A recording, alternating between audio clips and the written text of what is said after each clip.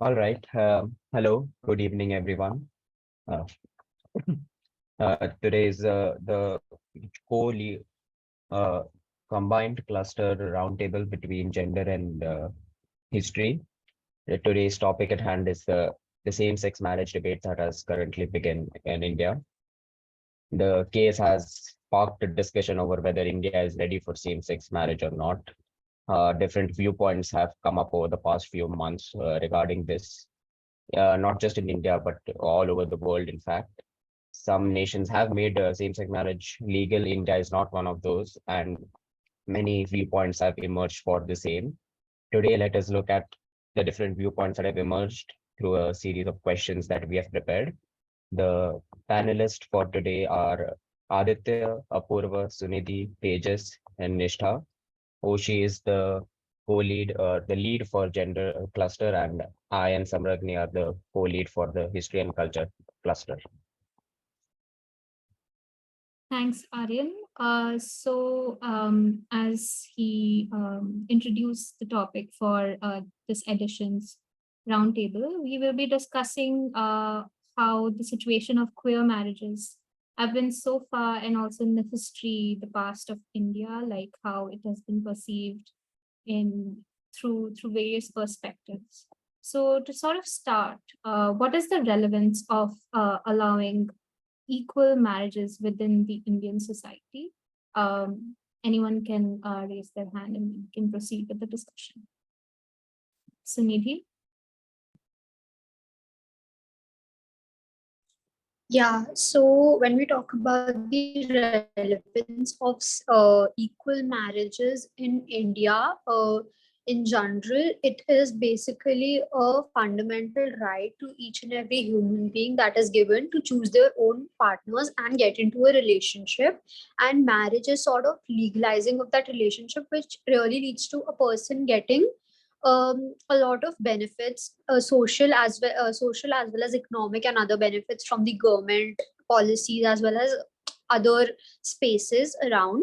When we talk about same-sex marriages, again, the judgment in 2018 had led to the decriminalization of section 377 of the IPC, which was the particular clauses which stated that which legalized the same-sex relationship. But again, the question over here was that the same-sex marriages were not legalized. Basically, even if two people with the same sex are in a relationship and they get married, that marriage is not valid and they cannot get benefits that come in because of the that come in through the social institution of marriage. And that is why this debate has sparked on equal marriage, because again, if their relationship as a marriage is not legalized, then they are not at par with other human beings, so their fundamental rights in some way or the other are being disregarded. And that is where this debate sort of sparks from, that is it like constitutionally right or wrong.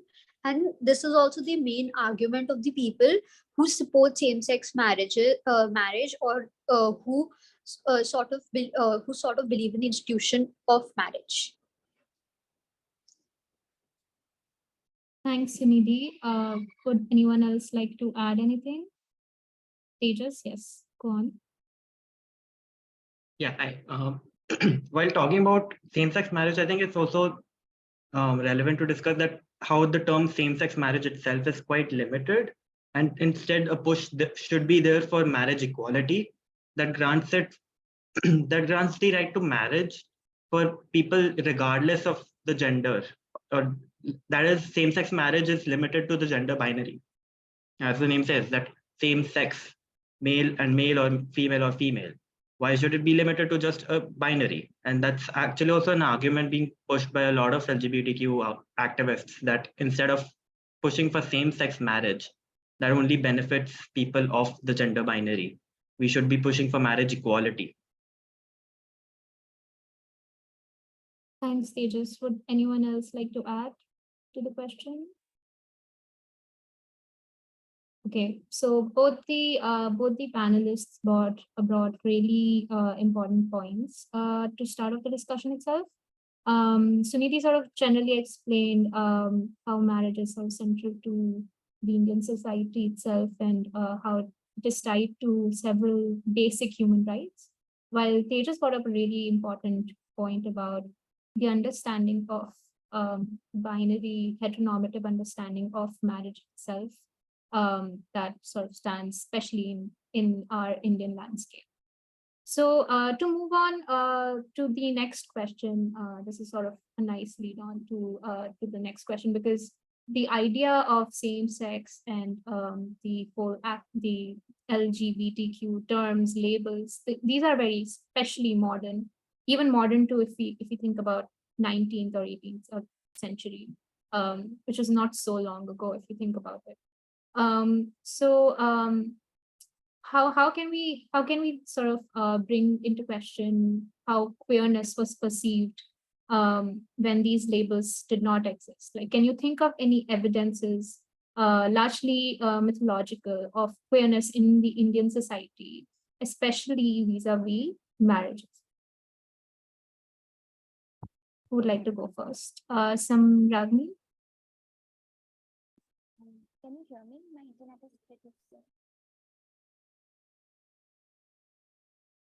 I can't hear you. Is she audible to everyone else?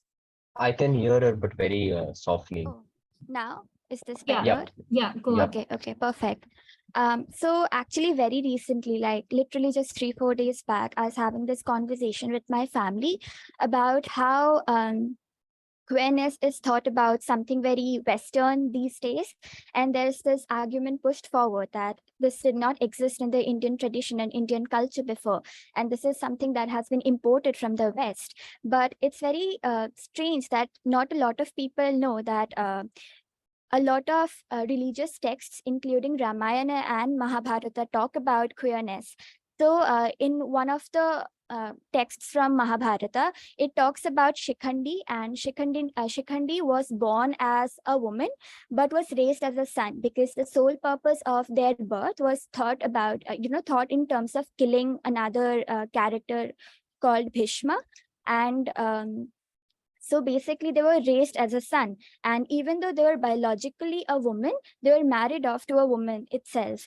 And it's also very interesting when you think about it, because when the other woman came to know about it, they protested. And then Shikhandi was transformed into a man. So why it's interesting is because even though the case study is there in the religious text, it is thought of as an exception, and it is thought of not as something natural, because even here woman getting married to a woman is present, but that's not something as moral, or that's not something as natural. And that's why, to maintain the family unit, Shikhandi is transformed into a man to sort of persist the heteronormative idea of family.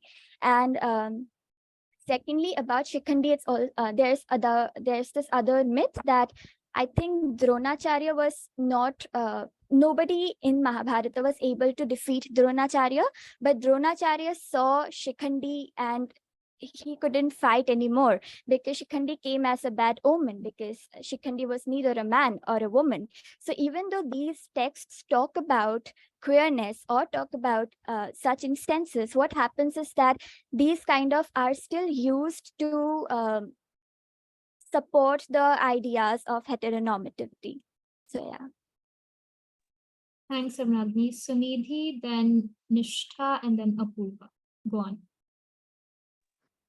So, like Samragni explained about the character, like the person in Mahabharata, about how there was like this sort of dual orient, like there was a sexual orientation that was different. Pardon me if the words, if there's any wrong connotation, but there's a similar story, or mythologically. I mean, there are a lot of historical references also, but since we focus on the Hindu scriptures because they are the roots to the basically they are the roots which people follow and think that there's no mention of the LGBTQ ideology in them. So there was the story of the birth of Bhagiratha Maharaj of Ayodhya, in the in where there was a king, the father of that particular, technically the father of that particular Maharaj, Dilipa, who died before he could have born a son. So the gods, basically the gods in heaven, were pretty worried because the dynasty of Vishnu, or one of the Vishnu's avatar, had to come in the form of the son of that particular king. So they gave a sort of a they gave the power to both the widow queens that they could make love together and they would bore a beautiful son. And after that happened, the son was born, and with the blessings of one of the sages by the name of Astavakra, that the person, he was given the name giving ceremony was performed for that particular king, and he was named Bhagiratha. And he ruled on Ayodhya, and this is pretty before the Ramayana also took place. So it is nothing like there is no references to relationships between same sex couples, or between people with same sexual orientation, and that it has been prevalent way before in the mythology. Thank you. Nishta and Apurva. Yeah, so I also want to bring in some examples which are mainly pertaining to ancient Indian texts. So the Rig Veda, which was written around 1500 BC, it describes a pre-patriarchal India where female sexuality was given a lot more importance than male-female relationships. So yoni was seen as a symbol which represents the female womb, was seen as a endless source of energy, and it was also considered a symbol for homosexuality. Similarly, the Sanskrit treatise Kama Sutra is a universally acknowledged great text, pre-modern text on sexuality, and it contains a lot of examples and descriptions of both male and female homoerotic acts. Coming to the Mughal Empire, um, boiler was constantly practiced in the court of Muslim kings. And in his work, Babar Nama, Babar also writes about his relationship with a kid, Babri. So homosexuality was open and a very accepted norm in Pathan tribes.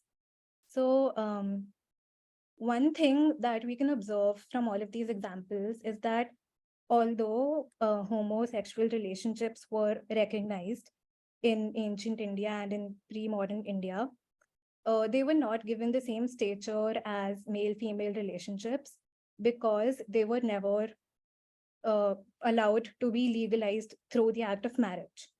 So although their presence was recognized, they were never given the legality or the formality of a marriage. So yeah. Thanks, Nishta. Apurva, go on. Yeah, my examples have been pretty much discussed already, but there's one example that I'd like to mention is of the gods Mitra and Varuna, who are considered like Hindu gods.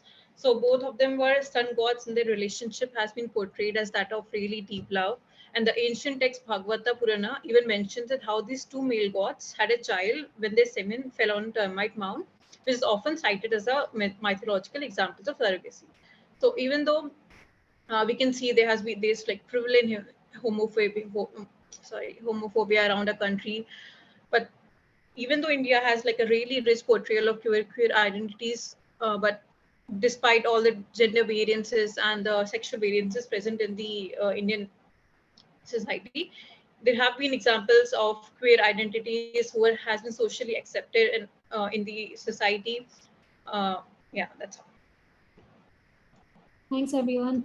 You all brought in really important examples, especially from Hindu texts, which is very interesting since they are very central to the political and social climate of India as of now, and not just for the Hindu community, because they're affecting all kinds of identities right now, especially because of the political diversions that have recently been sort of taken in the past, let's say 10 years. So to take that specific element up and move on, what do you think is the role played by colonialism in the current anti-queer climate in India? Because this sort of stems, this sort of homophobia stems from Hindutva itself, specifically in India right now. If you think about it, and the sort of responses that are coming from the opposing parties during the same-sex marriage debates and sort of parliament discussions and everything are usually based on the ideas of Hinduism itself. So I see hands, Tejas, Aditya, Apurva, and then Sinevi. Go on. So I think that we can't just blame Hindutva, because they have technically taken this ideology from the Victorian way of thinking about sex and relationships that formed the cornerstone of like colonial relationships. Because Victorian society was quite pro-abstinence, and any sexual act that was for pleasure and non-reproductive purposes was just seen as not good. And essentially, it also has a capitalist element to it, to ensure that there's a heteronormative society that keeps reproducing in order to produce workers for the capitalist economy. So I guess we can't just say that it's Hindutva and Hindu nationalists' ideology of their own. They themselves have picked it up from the British and the colonial rule that they had left behind, which is quite ironic, because UK is now one of the best countries when it comes to, queer rights. So it really says a lot about how colonialism has, while we have decolonialized ourselves politically, by our mindsets, we're still colonized. Thanks, Tejas. Aditya? Yeah, I mean, more than the Indian values, I think a larger part of stigmatization and homophobia can be attributed to colonial rule. Because, I mean, queer people have existed since the dawn of humanity. Like, they're so fundamental to the makeup of society that indigenous cultures and faiths have accepted them matter of factly, just like other gender or orientation. I mean, as my fellow panelists before have mentioned, that the Kama Sutra, which was a treatise on the private lives of the people in Patliputra in the 3rd century BC, the whole book devoted a chapter to same-sex relationships. And interestingly, it also had a passing mention on the customary practice of parigraha, where two people of the same gender cohabited for life. So I think this obsession of positivistic classification and gender binaries emerged with the modern thought, modern Victorian thought. And what is more interesting is that cultures that did not adhere to the modern ideals of masculinity and femininity were labeled as savage-like. For example, India's Hijra community was targeted under the Criminal Tribes Act of 1871, with the movements and freedoms of the community being severely curtailed. So I think while such laws have been removed presently in the present day, the stigma that they brought upon the community has not faded away at all. So I think while it is true that there have been certain misinterpretations of religious texts being carried out, this misinterpretation has only occurred because of the British and colonial mindset. Thanks, Aditya. Anvita? Are you? Yeah. Am I audible? Yes, you are. Continue. Yeah, so I wanted to highlight the fact that the term transgender itself is colonized, as it ignores a lot of transgender communities that live in South Asian and Indian context, like, the Hijra communities or the Koti communities have been like localized in terms of like, the colonization and everything. So it has been generalized and has restricted the communities from facilitating in a lot of ways. So that was one thing that I wanted to highlight.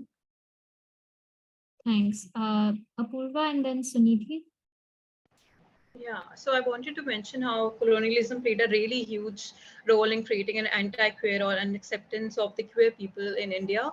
So they brought the Section 377 of the Indian Penal Code, which criminalized any form of sex which was against the order of nature. Although they did not mention explicitly, but it basically meant that there was any that sex between people of the same gender was termed as unnatural sex. This shows, so basically, even after 70 years of independence, the section was finally decriminalized in 2018. So, which shows how deeply the Indian society was affected by the ideas on homosexuality, which was brought on by the British. Also, the British people, when they ruled India for like 200 years, they forced their conservative ideas on marriage, parenting, and relationships on Indians who had a history of celebrating sexuality and sensuality, as we have already discussed in our discussions on mythology and acceptance among the Indians. So the British wanted to, I quote, civilize the uncivilized Indians. So they also came up with laws that will fulfill their goals. And also, according to a report by the Human Rights Watch, around half of the countries who have criminalized homosexualities are the ones who have been once been colonized by the British. Yeah, that's all. Sunidhi. Yeah, so pretty much like most of the points Aditya, Tejas, and Apurva covered, but like I'd like to say that what the Britishers did as colonizers was that they bought an IPC to suppress the revolts that people came up with the that people came up with during the fight for independence, and they used IPC as a political tool to sort of assert their authority over the people, which led to to Section 377 also getting legal within the same parts. And I'd like to quote. I'm sorry. I'd like to quote Foucault's lens on how there has been how he states that bodies are controlled through discipline over centuries, and by representing and silencing sexual and by controlling by through discipline over centuries, and by repressing and silencing security sexuality. So that is what Britishers tried to do in their thought process. They sort of oppressed all the um, people from the LGBTQ community. And the main example would be Hitras. Like one of the panelists sort of said that they included them in the Criminal Tribes Act under one of the criminal tribes, and they sort of marginalized them. And this can also be said like this was the part of Britishers' idea to oppress people, because before that in the Mughal Empire, hijras were actually used as guards basically for the safety of the queens, because they could actually be a part of the harems of the queens. But at the same time there was no sort but at the same time there was no sort of like security issue of for them to stay inside the harem, and there was no security issue to the queens as well. So this was a very colonial idea of how uh, the relationship has to be between a man and a woman, because the basic idea of a relationship is and marriage is to procreate, and a child requires both a man and a mother and a father for a good upbringing. Thanks, Sunidhi, and everyone else who responded to the question. You all brought up really important points, and I really liked how Tejas pointed out capitalism specifically, because imperialism is the highest form of capitalism, and it's capitalism that sort of gave birth to the institution of marriage and family, and the heteronormative idea of sort of this legacy of property and well, basically being heterosexual. So it all comes down to the impact of colonialism all over the world, and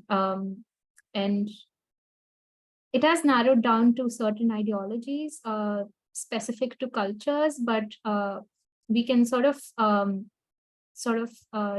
root it down and like track it, trace it back to colonial rules on these specific regions that are now marginalizing queer communities.